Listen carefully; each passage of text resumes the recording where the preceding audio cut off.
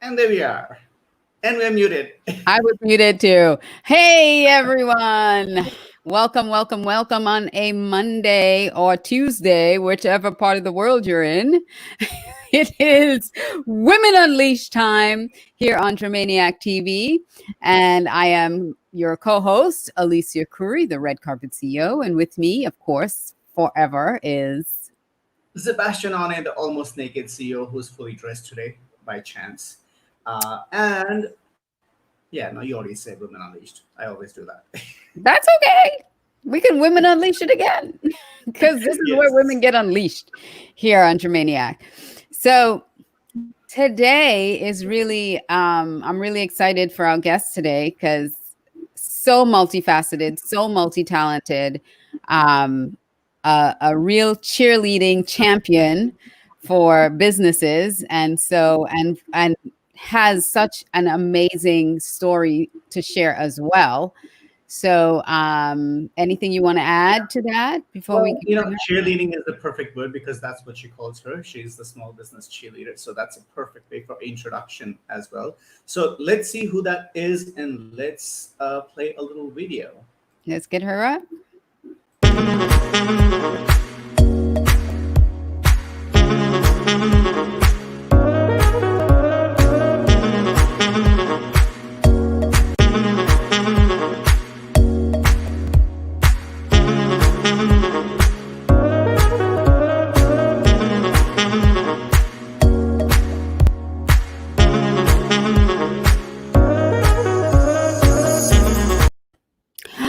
Tisha Hammond, welcome to the show, lady.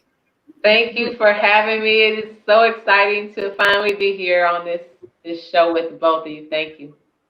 I have to remember I have a microphone in front of me, so I have to not yell because I get so excited and my voice goes like to another level. I was I was going to say, wait. It's all good. So inside voice. So yeah, we're so excited to interview you today.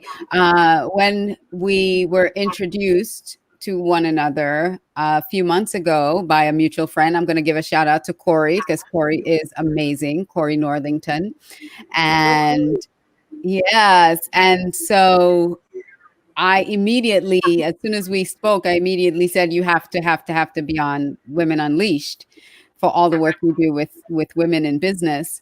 And I'm so glad that you made Thank it. you. I appreciate the invite. And yes, shout out to Corey, who has been connecting me with fabulous people around the world. And I'm so thankful he did this time. So Yeah, I have to give him a special thank you. give him a thing. I'm going to share this video with him so he can know he got a shout out from two women. Good, good, We good, should good. have just tagged him already, right? We should have Should just have tagged him. tagged him. Yeah, we should. I should have tagged him on LinkedIn for sure. I'll go back in and do Exactly. that. So Yeah. we're gonna start with segment one, and in this segment, we really want to dig into where you were and where you were going. You know, we're naming this segment "She's Going Places" because really, uh, your journey started at 15 years old. So let's start with that. There was an incident in your life that really dramatically changed your life. Oh yeah. So at 15, I literally had a come to Jesus moment, and my life was on the line. My life was spared one particular day, and I made a commitment to do all that I can to live a life that was pleasing to God. And in making that commitment, some incredible things just started to unfold. At that time, I was in southwestern Florida, um, kind of rural area, and I was living with my mother and my sister. And in a matter of weeks, literally after praying, like, what is my life going to be? Where am I going? I literally ended up in the state of New York and ended up in upstate New York by a just matter of miracles. I don't know what else to call it. I ended up in New York City shortly thereafter before I turned 16 years old and was able to complete high school in Spanish Harlem and just enjoy a real good New York experience. And by the time I looked up, I'm about to turn 18 and I'm graduated from high school and I have options. And I don't have options. The only option I had was to go to college. I was blessed to be selected for Coppin State College, a HBCU in Baltimore. I found myself at the age of 18 moving to Baltimore, and my life really took an incredible turn there. That was my proving ground. It's where I became an adult. It's where I understood what career I thought I wanted to go into and how to pursue that. Now, you said we're not going really deep into the details of how you got to New York, but there was an incident that wasn't by choice necessarily that things happen that way. Yes. So literally, I was taken from my home and I was driven to a river. And on the banks of a river, someone promised to kill me that day. And it didn't happen. And I survived to see another day. Yeah. I survived to see another day. What the beautiful thing that came out of that literally was that a local sheriff deputy saved my life that day. And I committed to becoming a police officer that day. That's where it came from. That's where this whole thing took a turn once I got into college and out of college and pursuing career. It was in dedication to my uncle, who was a man in uniform who I just thought looked so excellent. He had such a wonderful presence. But it was especially to Deputy Hobbs in Port Charlotte, Florida, that I dedicated my career to for the next 20-something, when I became of age, the next 20-something years. Wow. He literally saved my life. Wow. And that's where the interesting thing is, because people can at that very age, under similar circumstances, can go in a very different direction, but you chose the positive one. That's the story of my life. Honestly, we get choices, and you can choose to wake up in the morning and be angry and mad at the world and just sad that life is down on you and you don't have the opportunities that you deserve. We can be angry about a lot of things these days. I make a concerted effort to find the silver lining, literally, to see the good in people. I know the bad exists. I know the negative exists, but that's not me. The person that I've become is the one who sees the bright side of things. Right. And after that incident, you said you really gave your life. You gave your life to. Sorry, I was hearing an echo. I'm like, what was the talking? That you gave your life to Christ, right? I did. Yeah, I'm hearing an echo too now. See, I wasn't crazy. So yeah. So you and that kind of also, because you were praying for something you didn't expect happened. In fact, something no one expected or would have ever wanted to have happened. Right. And then look how that whole thing just turned around for you, and you ended up in New York, just really elevating where you were and giving you an opportunity for a brighter life. Absolutely. And surrounding me with family and structure and function and discipline, and teaching me things that I thought I had known, but clearly I didn't know enough about for my age. And it was really a life-changing experience to live in the streets of New York and to walk them at 1 o'clock in the morning after getting off of work on 86th Street, and I'm taking the bus back to 106th Street in Spanish Harlem, and trying to avoid the dangers that come with living in New York and being alone at that age on the street, and still finding protection from some of the baddest people in the streets will protect you when they know you have a good heart. It was a very strange time, but I took it all in and was blessed because of that experience. Because you had a purpose, and I believe that when you have a purpose, no one can take you away from that purpose. So you're right. You found protection in the strangest places because look at you, you have brightness all, like you exude brightness. So they can't destroy the light that was inside of you. That's the goal. That's the goal. I mean, not every day is all of this, I know. pep and cheer, but 99% of the time it is. And it literally is my life. It's who I am. And not everybody can handle a person who's nearly continually happy. I can't change it though.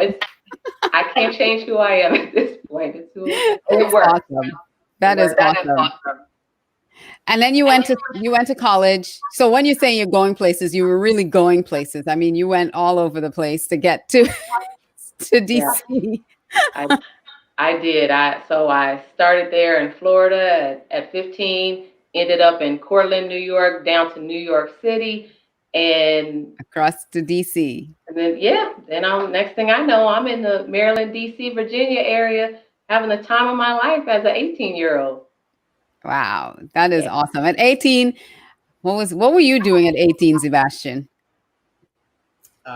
In my current job, let's not get into my life. My life is a drama. But that is a great time.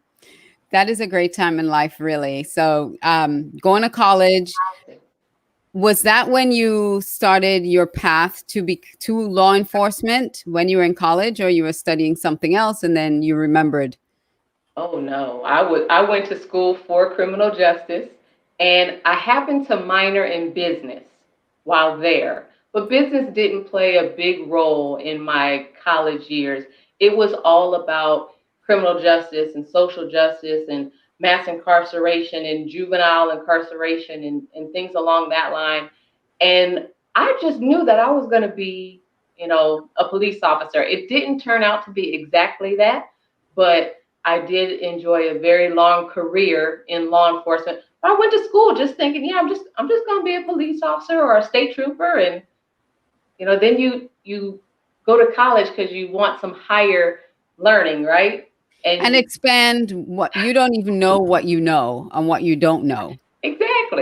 Exactly. So you're looking to your professors and the deans of your schools to kind of invest a little time in you to tell you, are you on the right track? Are there other things that you should be considering? And that's exactly what happened for me. Someone took a moment, just a few someones took a moment to say, have you thought about whether you want to come home safe every night? At the end of this degree. And I just assumed I'd come home safe every night. I didn't have to think about it until someone asked the question. Yeah. Wow. Yeah. So I have to think about it as a young person. It is. And you're absolutely right. I saw a couple comments from Alicia Pitts.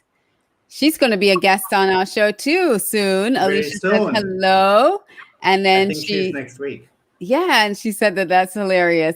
No, it's really true that because you don't know what you don't know. And so your mind is only thinking in one direction, and you need people to open that up. Because I remember when I went to college thinking I wanted to be a fashion buyer until I realized what that actually meant. And then I was like, career shift. Right. I don't think I want to do that anymore. You just buy a lot of clothes and somebody else pays for you. Not even. I know. But yeah, what my concept of what that was, and then when you went to school and actually did the course on it, it was completely different than what my concept was. Like my concept was like this. And so once you get opened up a little bit and you start to understand, wait a second, there are more options here than just what I thought. There are a lot more options. So you're watching Women Unleashed here on Dreamaniac TV with me, the crazy Alicia that's trying to keep her voice down today, and the wonderful Szebastian Onne, my co-host here tonight, always. And our guest is Tisha Hammond. Alicia popped into my head, and I had to. I know. I'm watching you going. Okay, she's now. What is she gonna say? Good thing your name was written there, because I'm like Tisha Hammond. And that's exactly why I write it there. Yeah, for me, because I mean, Alicia does have a great name though. Yes, Alicia. And it's I love spelled that. very uniquely. It And is. so we are talking all about Tisha's journey from 15 until to becoming the small business cheerleader that she is today.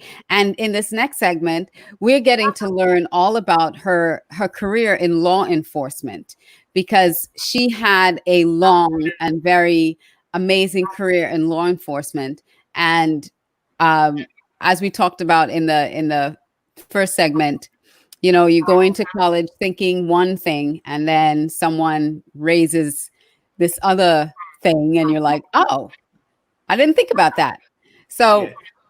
what was it like now that you heard those words, like, do you want to come home every night safe? Like, what is going through your mind at that point?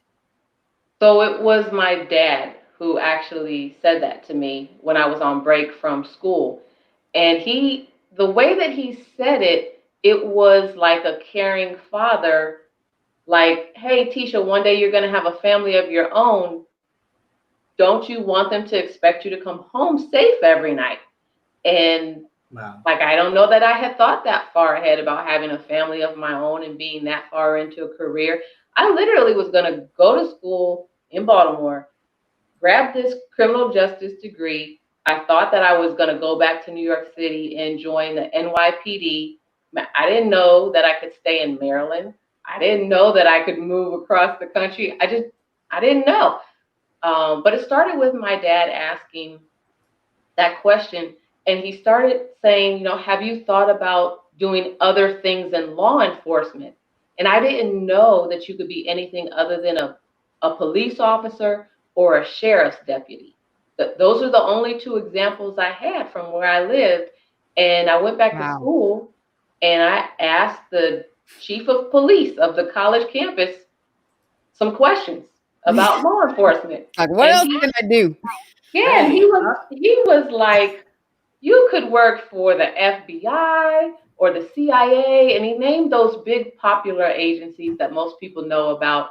And I actually did look into the FBI, and I just thought they were too nosy. Their application process, it was like There's the FBI. Hey, just a reminder, it's the FBI.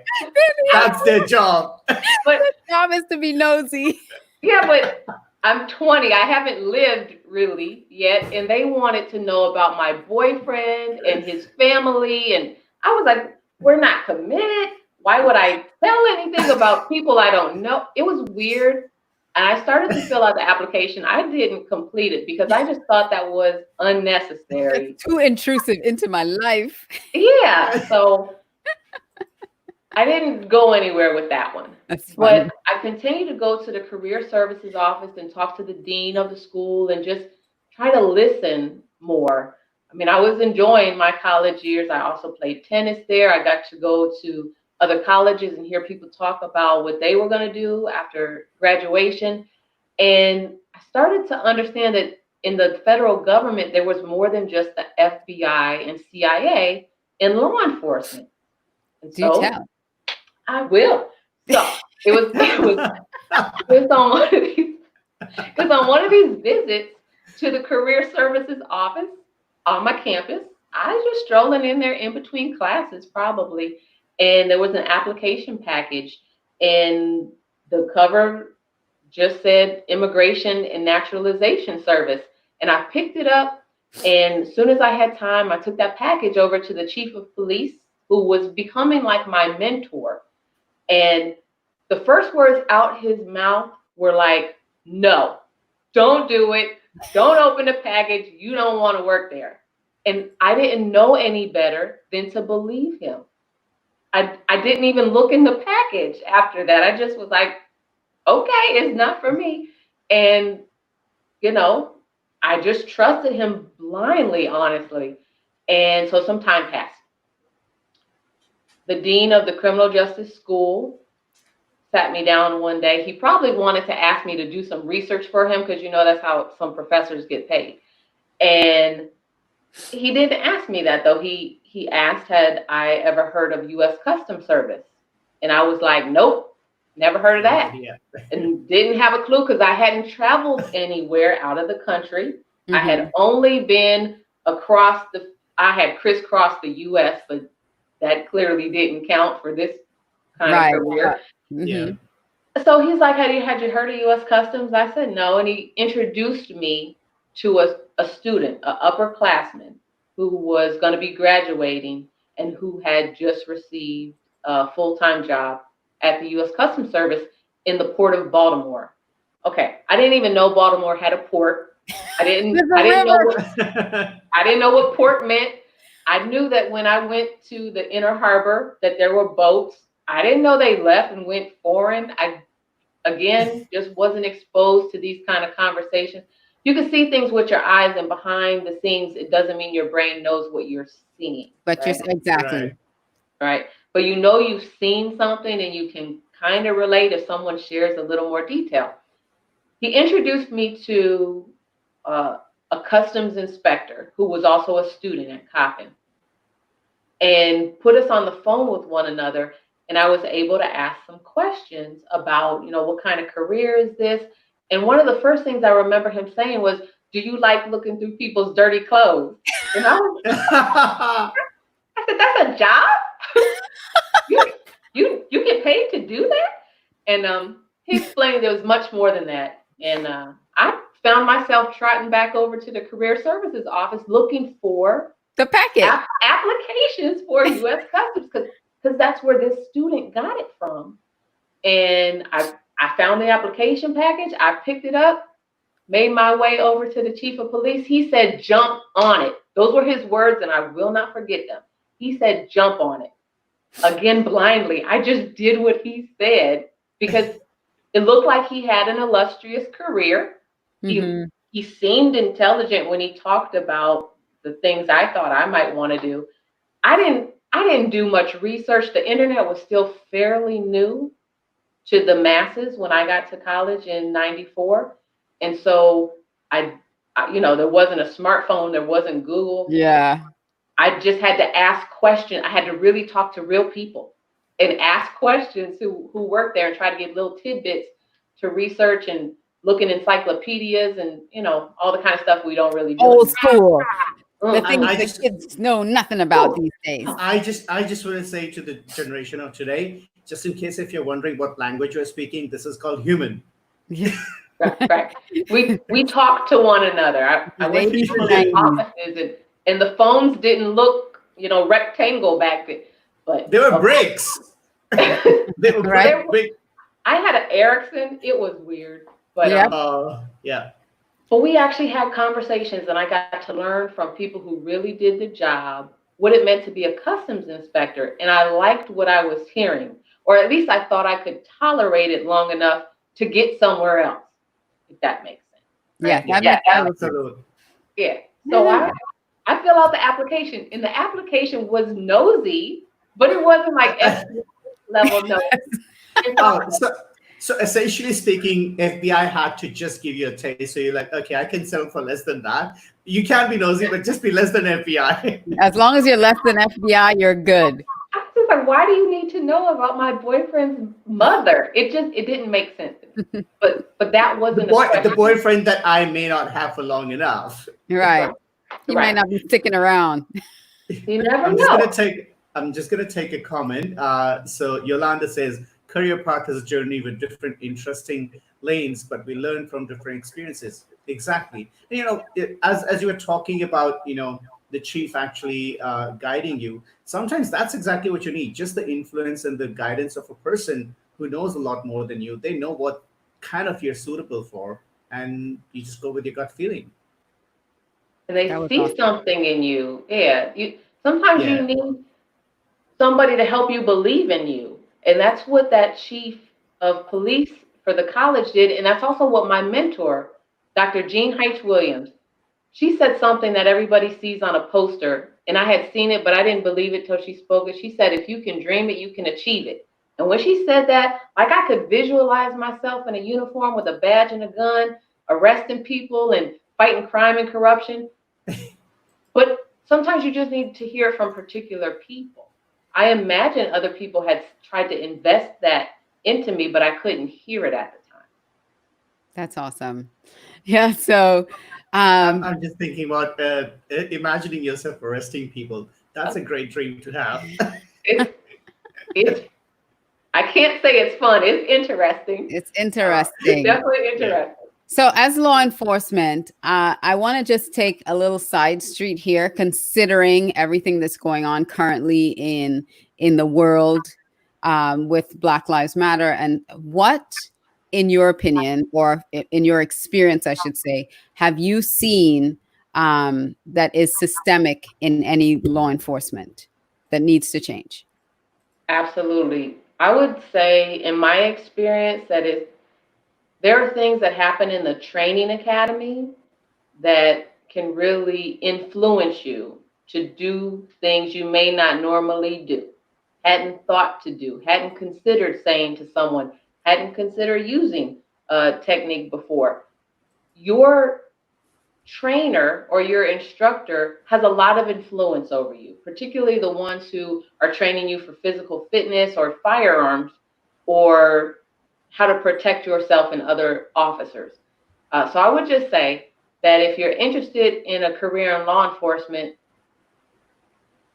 really be observative when you go to your training academy. And if there are things happening there that look like they may try to alter your morals and your values, you really have to consider if that's a place that you want to stay. Yeah, that's really important. Right. Really important, that training. And then what is your opinion on the narrative of defunding the police? So from what I understand, and I am not an expert on defunding the police, the word defunding, though, I think it'd probably be helpful if a different word was used. I agree. I totally agree, because that's not what it is. Right. I think defunding is a bit immature sort of reaction. It doesn't really serve the purpose, and it's not a solution. Yeah, it's totally the wrong word, because it's more about retraining, reorganizing, restructuring, Reallocating, and then reallocate funds for more programs that will allow other agencies to have a say, or to even train. The idea is accountability and transformation, not really taking away everything. I mean, I don't think in this world we can imagine a world without policing at all. Yeah, and I wonder how many people actually are asking, when people are asking to defund the police, I'm curious how many people actually thinks that it means we'll have no police presence. A lot. Yeah. I asked the question on Facebook, and I think 90% of the people that responded saw it as get rid of the police.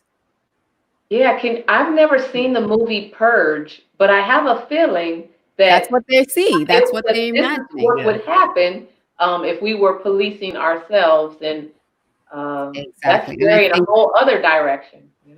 I think that's what people imagine when they hear that. Anyway, we're going to take a quick break, and we're going to come back. This is an interesting conversation that we just kind of led into. But we're going to take a quick break, and we'll be right back.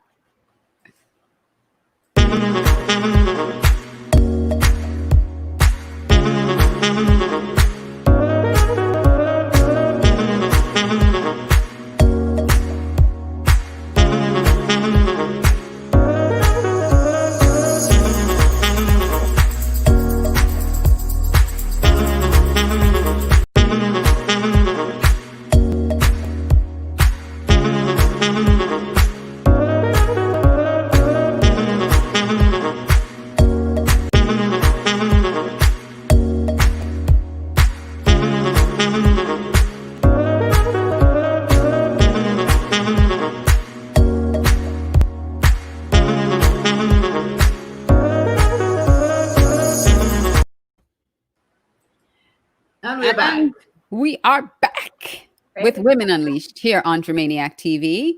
And I am Alicia Couri here with, on this side, you. Szebastian Onne.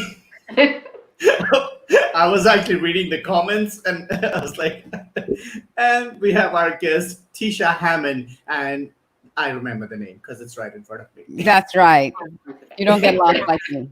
That's okay. I'm like a little squirrel that way. So Alicia says Alicia lawlessness, says, that was based on our last segment, the on defunding the police. Every man is right in their own eyes. Yeah, everybody Right. kind of thinks that they know what it means, but again, the reallocation of funds for proper training, for bringing in psychologists, for bringing in other types of solutions and de-escalation training and that kind of stuff, instead of more equipment, more guns, more armor, so I think it definitely needs to have a different word associated with it, so that it means what it says and people don't have this knee-jerk reaction to it.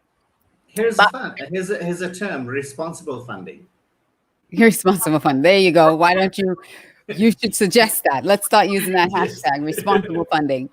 So we in the last segment we're talking about your law enforcement career, and now as your law enforcement career was going well, but you were ready for a new challenge. And Absolutely different. That's what I'm surprised. Because when you said 21 years in law enforcement, I'm like, wait, such a big change. So let's talk about that change. Yeah. Yes. Well, can I tell you how I eased into it? Yeah. What was leading up to this? Okay. This shift for your awakening? Yes. So I was in uniform for 10 years and got to travel the world, enforce customs rules and regulations around the world, and enjoyed it thoroughly. And one day I was working a night shift at the airport in Baltimore, BWI, and I got a call from my daughter's grandmother. And she said, no, Elena took her first steps. And I was incredibly happy about that. Got off the phone, and then I became incredibly sad about that. And I thought, wow, I missed that. And you don't know to record those things, so I'll never see that moment again in life. And it's a one and done. Now she's just gonna be walking and running, and I'll have missed it. And like how bad of a mom am I? I got another phone call to say that she started saying her first words. Now, that one hurt. You want to be there to hear, your child say something other than dada. Like dada, like that's normal. That's not really. That's not a word. Not really a word, but you give it, you give it that credit because you need something too. But when she started saying words and I would be working, like I'd get the phone calls, the excited phone calls, and I'd be like, yeah, I don't have anything to be excited about. I want to be there with her. And so I started looking to do other things. And I recalled that I had taken business as a minor in college and started having conversations about what would it look like if I owned a business? What would I do? And the only thing I could really think to do was the thing that I was doing every time I was off of work, which was roller skating. So I started going full force into planning how to launch a roller skating rink business in Maryland. In Maryland. I mean, I was there. I was teaching my nephews how to roller skate. I just knew that my daughter was going to come out roller skating, and it just made good sense for me and for my family. I thought that it did, and I was truly looking for familial support. Mm-hmm. And I realized that I was allowing myself to keep putting my dream of opening a business on hold because the people that I wanted to say, yeah, we'll be partners, we'll work there with you, we'll help you get some startup money, they weren't showing up in that way. They weren't excited about that. Yes, and it hurt me to the core, so much so that I allowed myself, this is not them. This is me coming to the realization that I allowed myself to put that dream on hold and just go back to work and start looking for other careers in law enforcement where I could be home more often. where I didn't have to have the family worrying, am I going to come home safe? Do I need to travel outside of the country for weeks? And so I started looking into other areas of law enforcement and transitioned into civil rights advocacy. So still federal government. And so I began to work as an EEO counselor, and this is the position where people bring you their complaints at work, right? So I began to hear years worth of complaints, why people hate coming to the job. The same job that I left, why people hate coming to that, why they think their supervisor hates them, why they get knots in their stomach when they drive into work, why they take leave when they're not really sick. And I began to ask people, after a number of years of hearing those stories day after day, if you weren't here working, what would you be doing? Right. And the overwhelming response was, I'd be doing something I love. I'd be doing what I'm passionate about. I would open a business. I'd call myself boss. Those kind of answers. And it really compelled me to take a look at, what would I be doing? Do I love what I do? That's similar to what your dad, pricked that thought. He let me know there are other avenues, there are options to be satisfied. Yeah, it's not everything comes in one big, one little package. There are other packages you could look into. And so I took a "What's Your Dream Job" quiz online one day, and found some stunning results. They blew my mind. I wasn't expecting what I read. And one of the responses, there were two. One of the results was, Tisha, you would do well in public relations. And I could literally see that, but my husband is in public relations and public affairs, and I didn't want to go in that lane. I didn't want him to have to share his spotlight with me. Didn't want to do that. Wanted to, go in a different direction.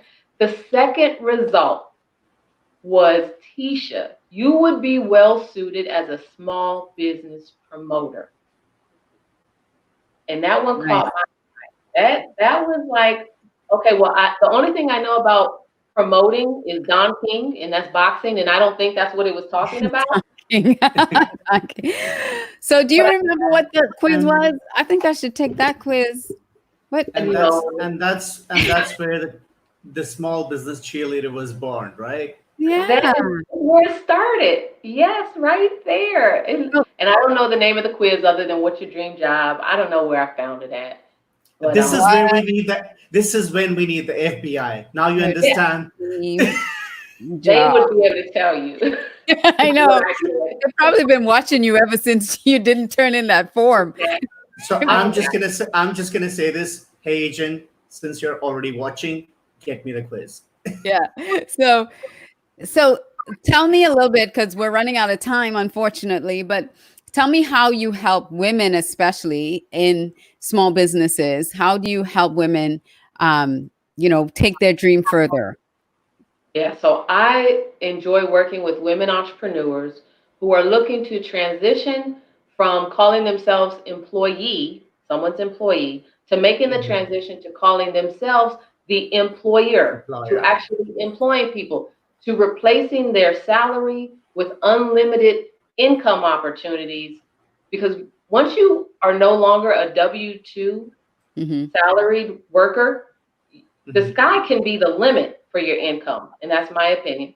So I really have this pretty cool way of meeting and connecting with someone. And I am not about transactions. I am in this for the long run. I should probably sell insurance, but I don't. But the idea is that you build relationships, you get to know people, you know what their heart longs for. And then all that I really do is surround that woman entrepreneur with any resource imaginable. And when I say resource, that's human resource, that's people. Right. Anybody imaginable that can help her on her path to reach her next step. And then the next step. And then the next step. I want to say that I'm an A to Z business resource, but that's not all by myself. That's because I have this incredibly wide and deep team of people who step up to bat when I introduce them, just like Couri introduced us. Yeah. When I introduce someone to one of my clients, they ought to be prepared for their world and their income and their cash flow to change dramatically. And That's Tisha, do you come across women who actually ask the question, I don't know if I'm meant to be an entrepreneur, and after meeting you, they actually change their mind? Yes, yes. And I can only attribute that to sometimes you just have to know how to fan the flame that's already dormant inside someone, but you know it's there. It's like a little ember. It's like a little ember. Women are naturally entrepreneurial. We just are. And you don't have to be Oh, sorry. No, I was going to say, I heard Barbara Cochran talk about that today, how women are great CEOs and they're just never recognized for it. Yeah. I mean, if you look at the way that we manage our homes or our spaces, our vehicles, our workplaces, the tasks that we're assigned to us, and it's not just women, but we're talking about women at the moment. Yeah. We have this innate ability to create something from nothing. Right. And that, if you have that, and if you're in conversation with me and you let me know that you don't have it, I'm going to find it. And I'm going to find it.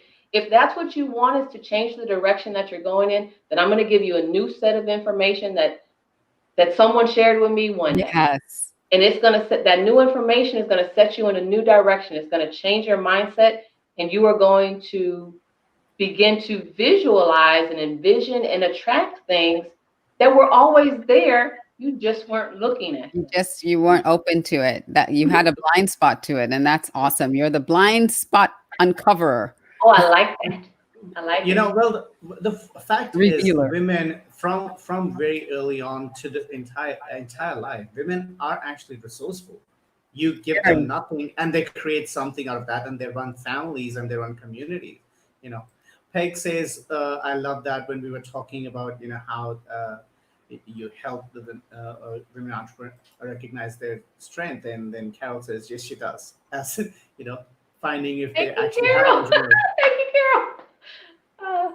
It's so nice to see people when you come off of social media and you can really get to know people like Carol holds. That's so important to not just meet someone on a platform and leave it there. Yeah. You got to know them offline. Yeah. Connect with them. I love Peg. That's what a strong woman you are. Congrats. Yeah. Thank you, Peg. So, by the way, Carol, now that you've got a shout out, you're going to get in touch and be a guest with us as well. That's how it works. Exactly. So last thoughts as we wrap up today. What would be probably like your go-to advice to someone who is going through what you were hearing over and over again about being unhappy where you are and not really, what is a piece of advice you can give to that woman? Yep. So I have an acronym that I call ATM that I think is a perfect fit for people looking to transition. And the A in ATM means automate. It means let's make our lives less stressful, use technology so that we're not duplicating efforts, make sure that your devices and apps, that they sync, that your calendars are talking to one another, touch an email one time and leave it alone. You get the point. Automate where you can. Pay your bills online if you can. Those kind of things, right? The T in ATM is talent. And that really just means surround yourself with humans who have different strengths than you do. So when I am in consultation with someone, I'm not asking about your weaknesses because we're not about to exercise your weaknesses. We're going to exercise your strengths. And if you tell me what your weaknesses are, we'll just find people for your team who can fill those roles, right? Mm-hmm. So surround yourself with talent. Don't be the smartest person in the room. All of that good stuff, right? Yeah. And then the M in ATM is monetize. If it's a hustle, absolutely, You know, if you bake cupcakes better than somebody next door, monetize that, sell it. If you write and review books, find the website that pays you to review books. It monetize your interest in your talents. And I have one last final before we leave. Because I know we're out of time, but a little birdie told me you're a Hamilton fan, and I just saw it this weekend. You just told my question. Oh, there you go. I know every word. My kids too. Every word. I could probably get the choreography down in 20 minutes. I had planned to audition for the show. I'm just looking for a pianist that I can vibe with for my audition video. I am not a Hamill fan. I'm a Hamill freak. It's bad. My family, God bless them, because they put up a lot with me. Give us some King George. They say the price of my love's not a price that you're willing to pay. Oh, that's my husband's favorite character, by the way. All right. Alicia's as well. Well, before we go, how can people get in touch with you? Yeah, so the best way to reach me is on my website, and that's my name. I believe in owning your own domain. So TishaHammond.com. And even if you don't have a business yet, buy your own name domain. Buy it. Even if you don't have a business, have a contact card. If you don't have a business card, be in contact and have a way to circulate your information for the day when you do have a business or something to publicize. Tisha Hammond, you can reach all my social media from there. Get prepared. And you have shows, and you have, you need to connect with this woman because she has shows on YouTube. She does so many things we didn't even get to touch on yet, but she does everything. Well, we'll touch on it on next shows when she comes on. So yeah, we get to share more. We'll talk more. Right? Thank you so much for sharing yourself and your story. Having your own domain, I'm glad 15 years ago I got Szebastian.com. All right, that's your whole business. Thank you so much. Don't go anywhere, Tisha. We'll see you in the green room in a second.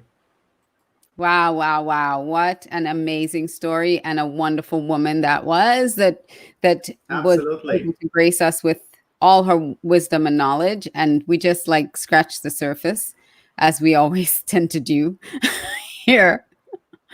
Well, there you go. Carol says, I would love that.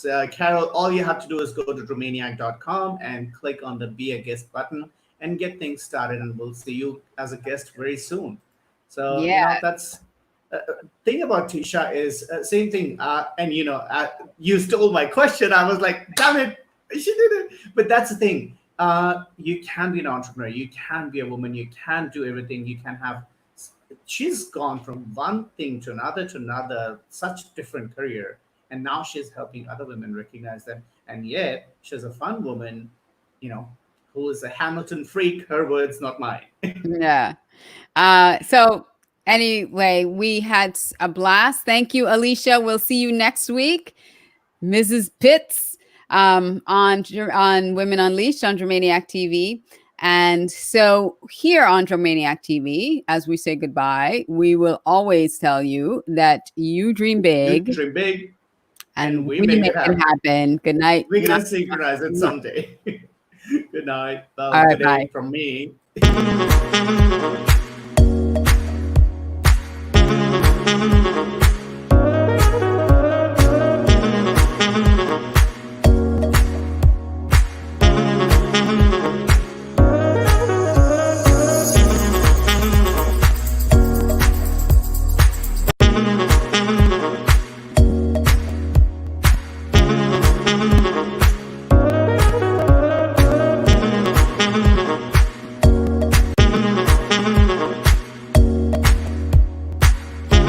Mm-hmm.